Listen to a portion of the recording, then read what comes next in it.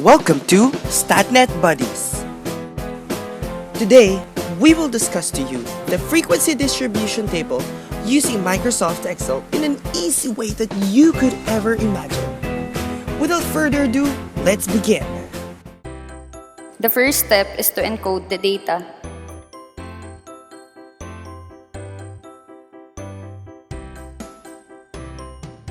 The second step is to determine the highest value and the lowest value.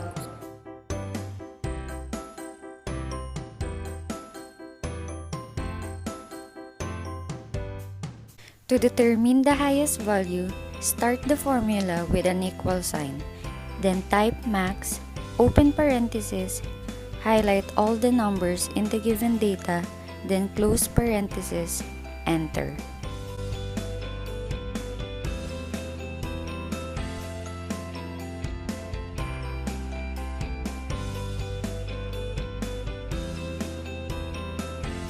To determine the lowest value, start the formula with an equal sign, then type min, open parenthesis, then highlight all the numbers in the given data, then close parenthesis, enter. The third step is to compute for the range.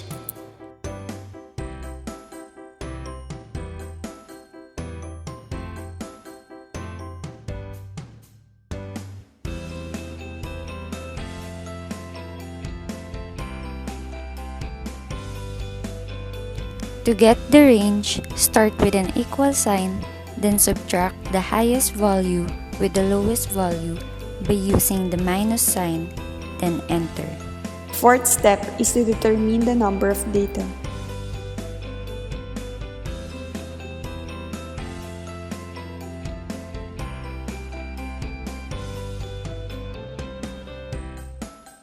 To determine the number of data, click equal sign, count, open parenthesis, then highlight all the values in the given data, close parenthesis, then enter. The fifth step is to solve for the class width.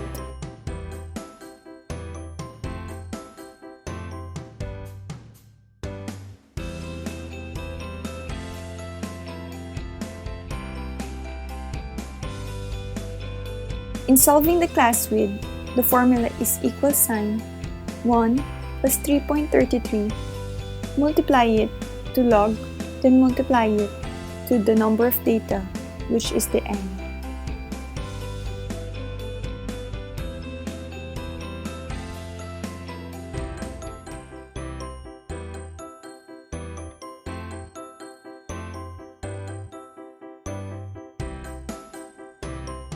To round up, the formula is equal sign round up, open parenthesis, highlight the number to round up, comma, the number of digits to which the number should be rounded up, then click enter.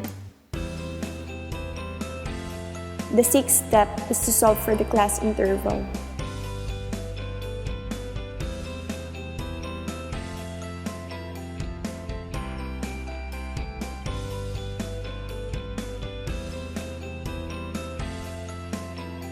In getting the class interval, the formula is equal sign range divided by the round up class width, then enter. To round up, the formula is equal sign round up, open parenthesis, highlight the number to round up, comma, the number of digits to which the number should be rounded up, then click enter. The seventh step is to do the lower and upper class interval.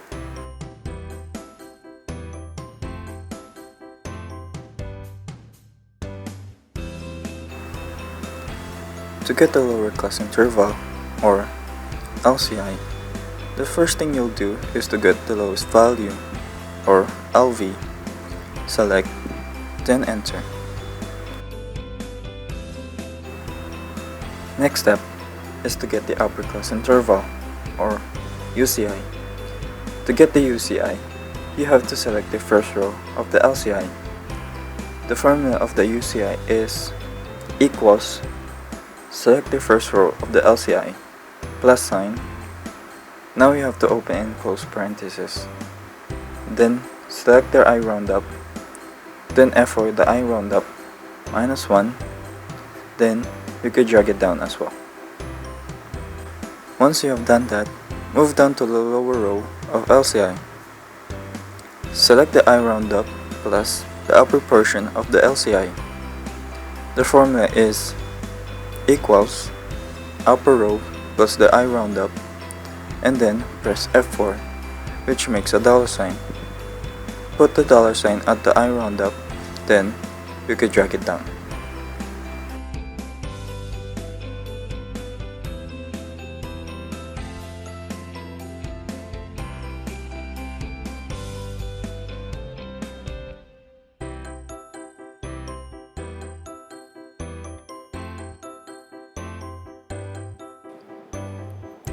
The 8th step, solve the class boundaries.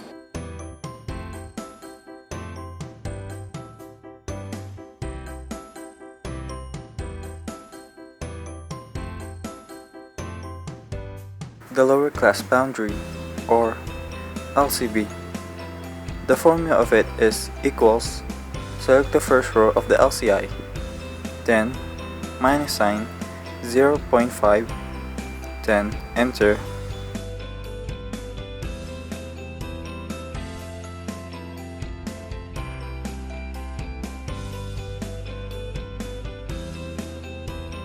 As for the UCB, it's kind of similar to the LCB. The formula of it is equals, select the first row of the UCI, plus sign, then 0.5, then enter, then drag it down. The 9th step is to solve for the class mark.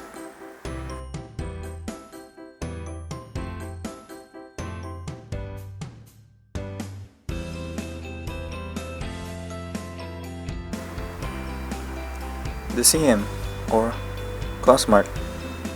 The formula of it is equals, open and close parenthesis, then select the first row of the LCI, plus sign, then select the first row of the UCI, then slash, or which is divided, 2, then enter, and you can drag it down as well.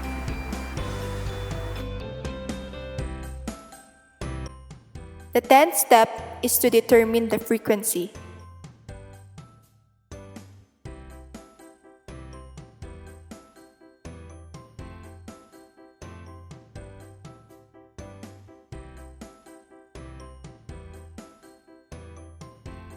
Before you solve the frequency, you have to encode the data to another column from its lowest to highest value. In the right side of the encoded number, which is number 20, as you can see in the video, put the formula equals COUNTIF column B3 semicolon column K5 comma Q2. Q2 is the column of the encoded number 20. COUNTIF is the formula because it will count how many the encoded number is in the data. Then after that, do it also to the next up to the last number of the data.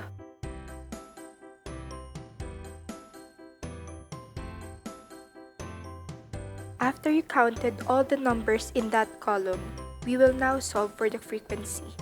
Formula will be equals sum column R2 semicolon column R4, and the answer will be 3 because it is 1 plus 1 plus 1 is equals to 3. Twice do it also to the next up to the last frequency.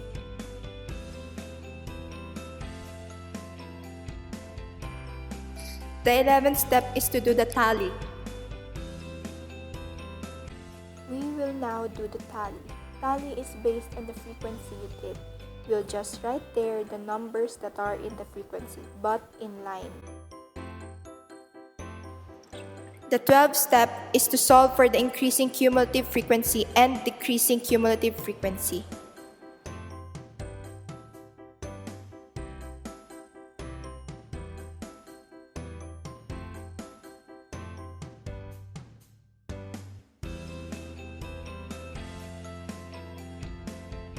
In the increasing CF, in its first part, we have to copy the first frequency, which is number 3. And then the next, we'll be adding the first CF increasing to the second frequency. Then likewise, do the next up to the last increasing cumulative frequency.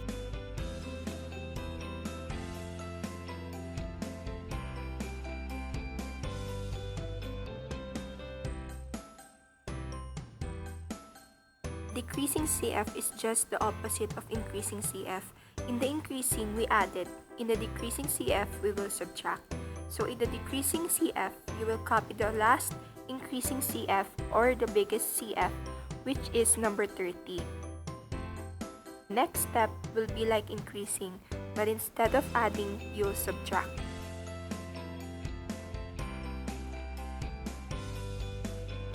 The 13th step is to solve for the relative frequency.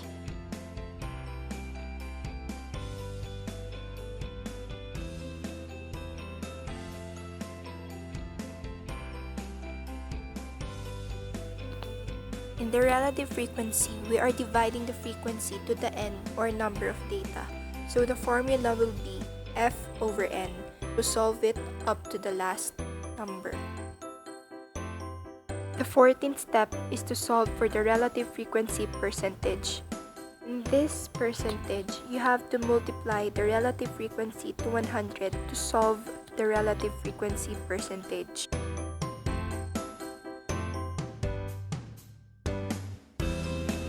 The 15th step is to do the graph.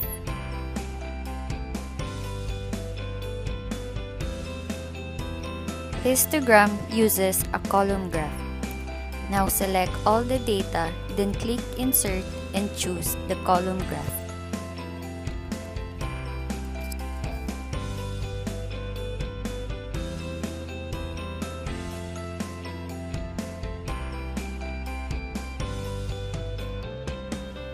Frequency polygon and ogive uses a line graph. Now select all the data, then click Insert and select the line graph.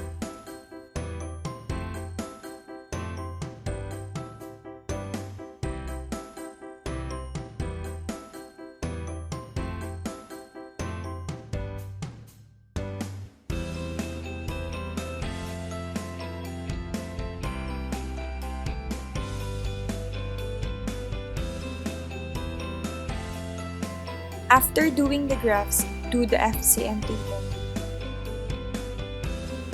To get the FCM, multiply the frequency to the class mark using the formula equal sign, frequency asterisk class mark.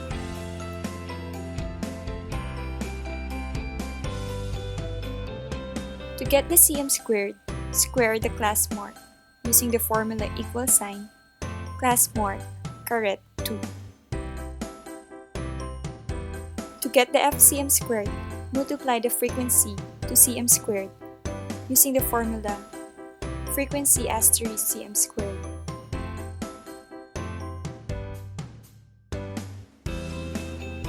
Get the total of the FCM using the formula equal sign, sum, open parenthesis, highlight all the values in the column FCM. Get the total of the FCM squared using the formula equal sign, sum, open parenthesis, highlight all the values in the FCM column, then enter. Get the mean.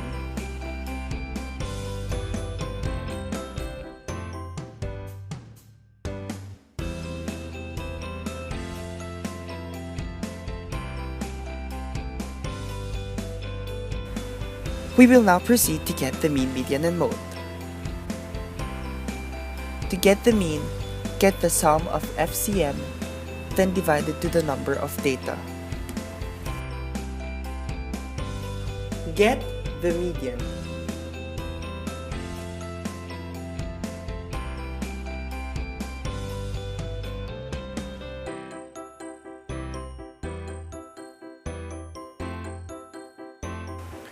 To get the median, the formula is LCB plus n divided by 2 minus CFB divided by median times I.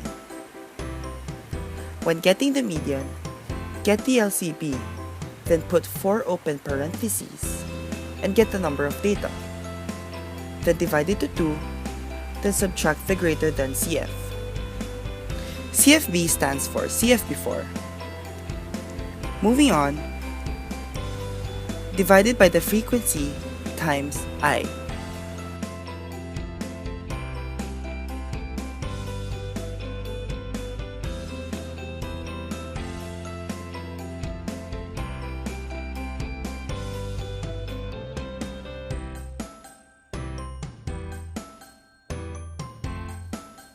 Get the mode.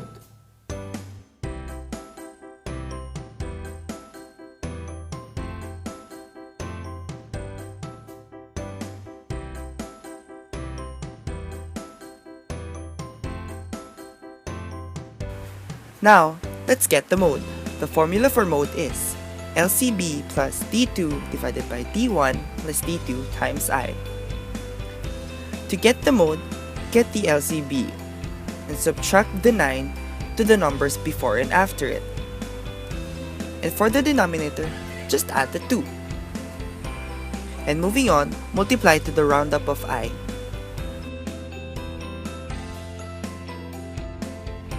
Get the variance.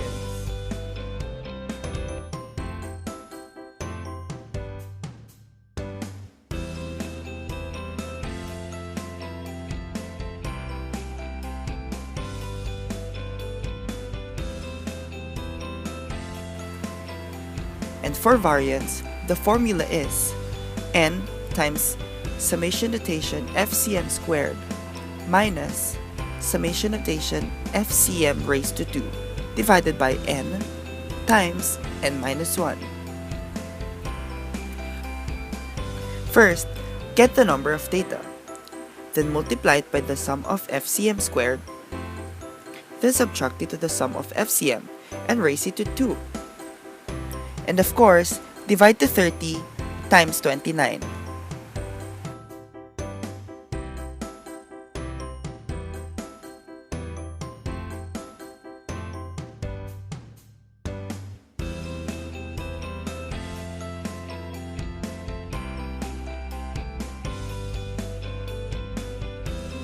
Get the standard deviation.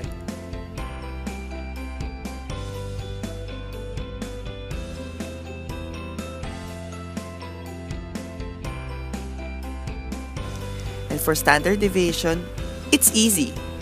When getting the standard deviation, just put S, Q, R, T, that stands for square root. Then click the variance, then that's it! We hope this video helped you understand the frequency distribution table. Thank you for watching.